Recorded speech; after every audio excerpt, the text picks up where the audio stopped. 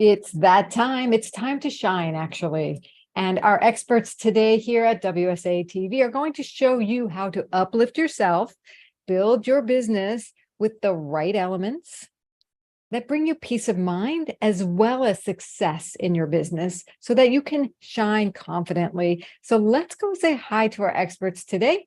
We've got first up, Susan. How are you? Oh, hello, Laura. Thank you for this invitation. I'm delighted to be here and to get to know your listeners. So I kind of feel like they're in the audience in a way, which is wonderful. And I'm Susan Isaac, and I own Susan Isaac Design. And I live an hour west of Victoria on Vancouver Island in the temperate rainforest. And the way that you can find me is susanisaacdesign.com. Thanks, Susan. Great to have you here. And hi, Marsha. Hi, Laura. Thank you very much for inviting me. And it's a wonderful pleasure to be here. I'm Marsha Lake, and I'm the owner of Marsha Lake Secretarial Services. My website is mlss.com.au, and I live on the North Shore of Sydney in Australia. Thank you. I love this international connection we have here. I'm here in San Diego, we have Australia, and we have Canada. So thank you for being here. And today is all about, being able to build yourself from the inside out and shine online and in your business and have that success. So Susan, I thought I'd start with you to ask for your advice that you have for our listeners today, our viewers really, on what advice you have for them to uplift themselves, because I know this is something you're passionate about. Yes, thank you. Well, something I want to pass on is when we try something new, when I try something new, the imposter syndrome starts to surface, which is, I'm not good enough. I can't do this. I'm really scared. And my advice is learn how to manage the imposter. I wrote a chapter in Voices of the 21st Century that launched February 21st this year. And it's called Firing the Imposter. I had to, if I really want to succeed and I really want to shine and help my clients shine, I had to learn how to burn that imposter, and that means manage it. And my advice is let other people love you until you love yourself. It's all about support. And it's been a delight to get to know Marsha, because she's all about support so that your business can be successful. And I'm all about your essence shining brighter so that you can feel at peace and you can shine. And by just being yourself, you can inspire others. But there was a time when I didn't own that I was an artist, and I was terrified. And I let people love me until I loved myself. And then I accepted that I was an artist. So that's my main message to people. Ask for help, like Marsha.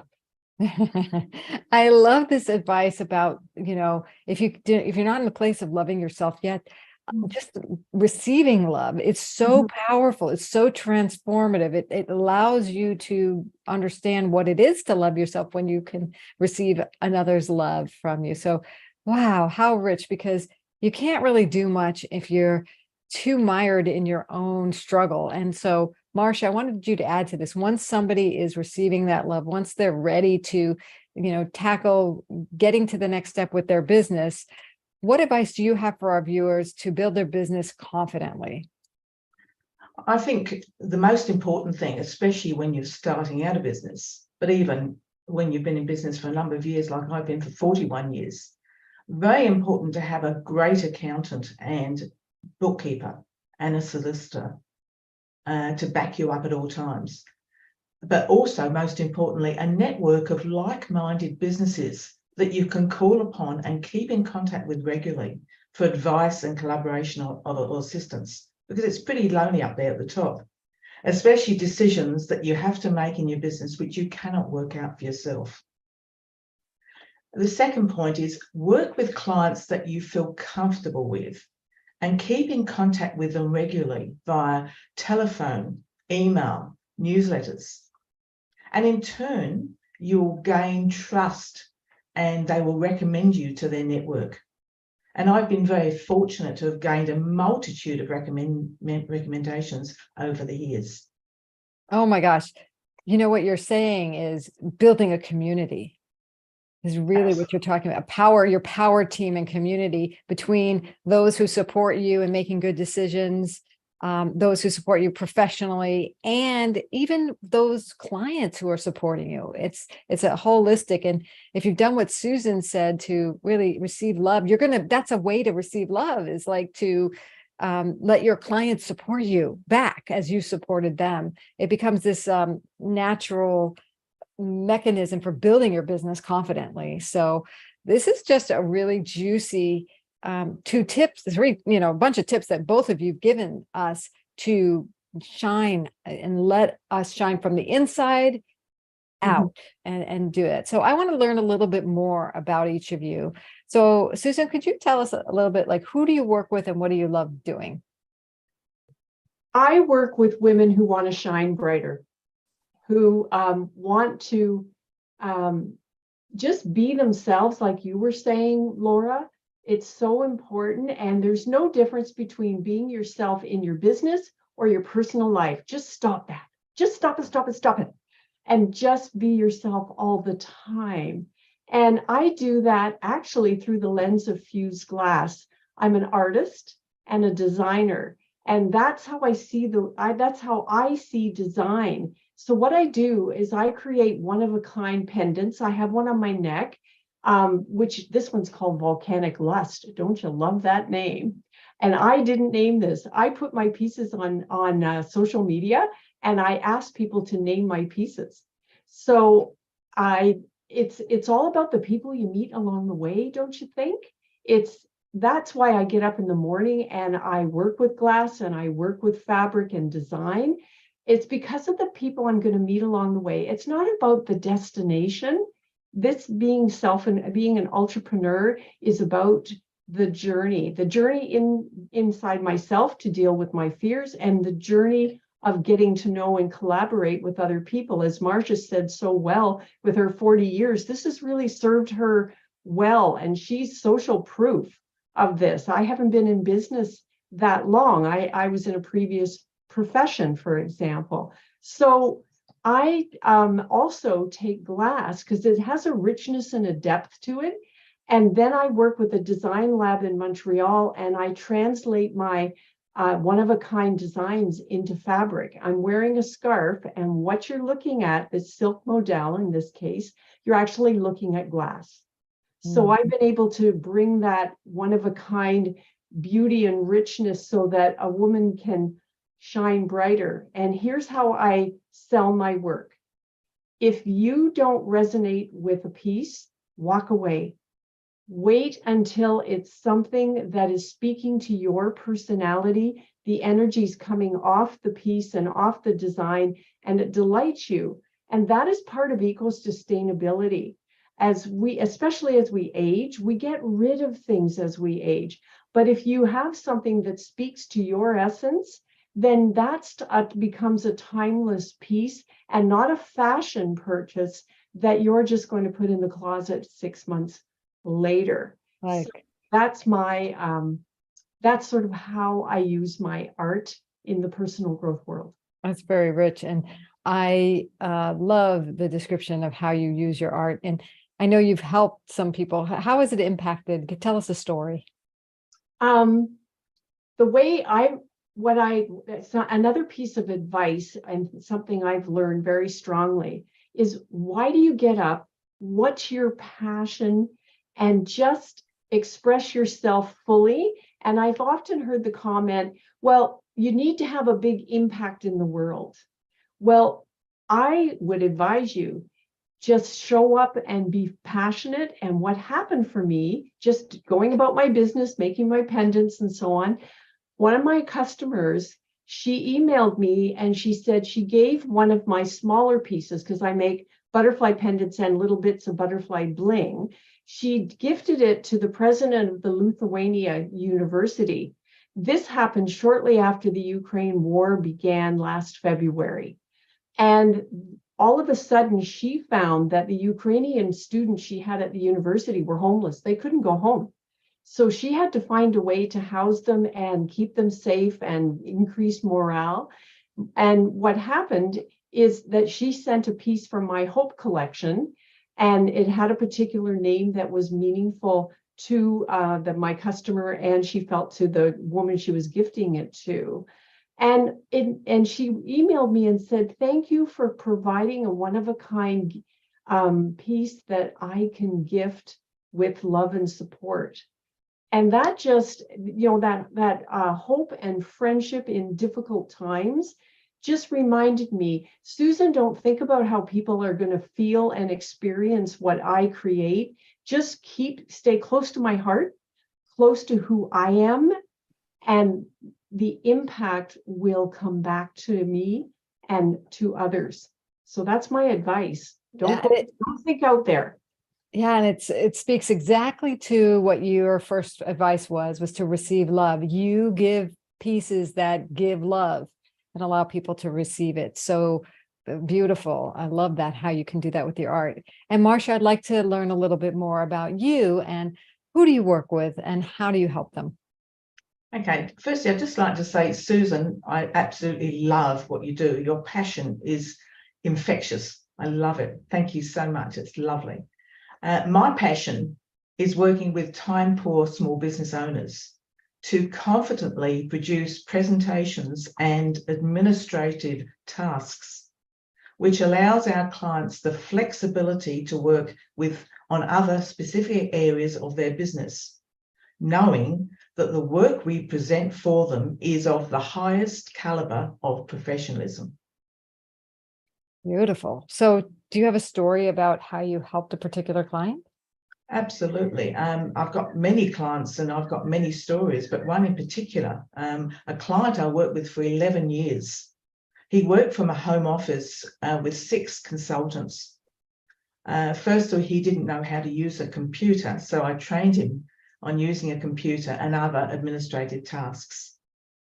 I worked closely with him to build up his business with structured administration, additional consultants and staff who I interviewed, attending meetings, working with his clients and organising the move to a new office and coordinating and writing copy for a new website.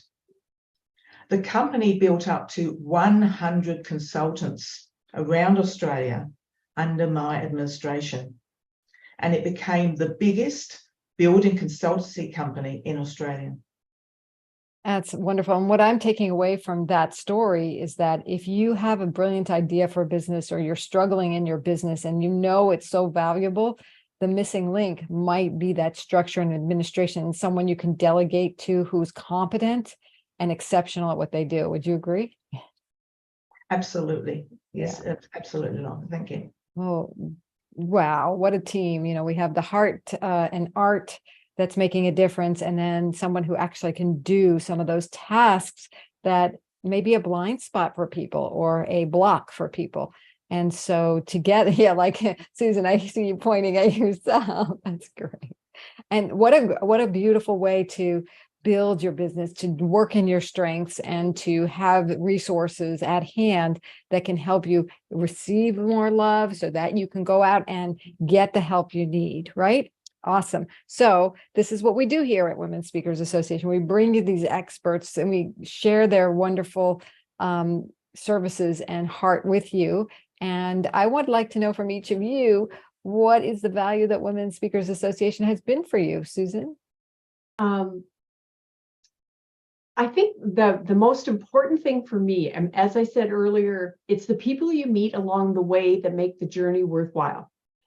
And it's the collaborations, the connections, really meeting amazing women who will say, I want you to meet so-and-so. And so sometimes I've received what you call an email introduction. And now I'm in front of someone who I can really work with and resonate with and help my business go further, help my customers, and I'm helping that person as well. So the networking for me has been very rich. And I love that because that's what being in business. And Marsha said as well, it's about making sure that we're connected to other business people that inspire us, that are, like she said, like-minded. So putting that all together, WSA is another piece of that story about how we support ourselves to be able to support our customers. Yeah. And yeah, like you said, it's if you don't have the team you need, you can come here and find people, or people who know people. You can get those access to resources through networking. Very powerful. Thank you. Marsha, how about you? What's the value of Women Speakers Association as it's been for you? I think the value for me for WSA, first of all, having the imposter syndrome, as I've had, even though I've worked in business for 41 years, and just speaking and just telling my story. So it's given me more confidence in sharing my business journey with other like-minded business women, and the opportunity of collaborating with them and our clients, which I'm doing a lot more since I've joined the WSA. I've begun to co-host the monthly WSA Australian Global Meetings, which is fantastic. And the big thing for me is, very big thing is, and you'll be happy to hear this, Susan, I've put my hand up to write a chapter in the next Voices of the 21st Century in 2024. So I want to be an author. And so I'm very excited about that.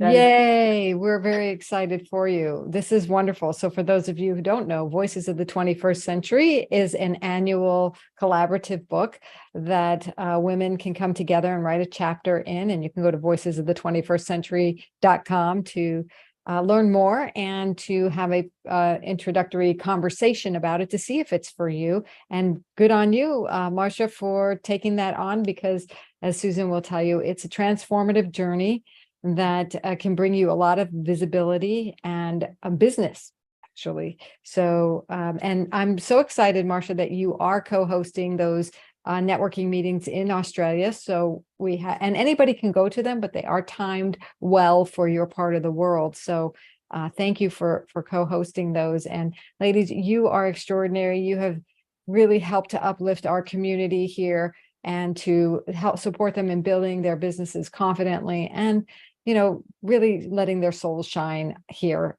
today. So for those of you who are interested in seeing more, learning more about Women Speakers Association, or maybe even putting your toe in the water, you can download our Speaker Success Plan at speakersuccessplan.com, or check out our memberships at joinwsa.com and do what Susan and Marsha have done, become a Premier member. So I look forward to being back with you next week for another Women's Premier Show. I'm Laura Rubinstein, your host and producer of the WSA-TV's Women's Premier Show. Bye, Susan. Bye, Marsha. Bye, all.